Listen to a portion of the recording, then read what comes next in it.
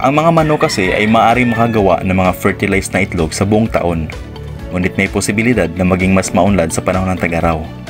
Pero, bakit nga ba? Kasi, ginugugol ng mga manok ang karamihan sa kanilang energy sa pagpapanatili ng pagpapainit ng kanilang katawan sa mga buwan ng tag-ulan, at mas kaunting oras naman dun sa mating. So kung ganyan, mas maraming itlog ang walang similya kaya hindi napipisa.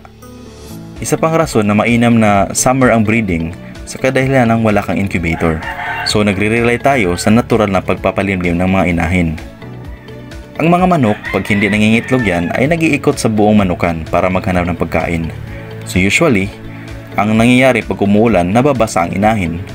So pag gusto na niyang mangitlog, pupunta siya sa kanyang nest at uupo doon.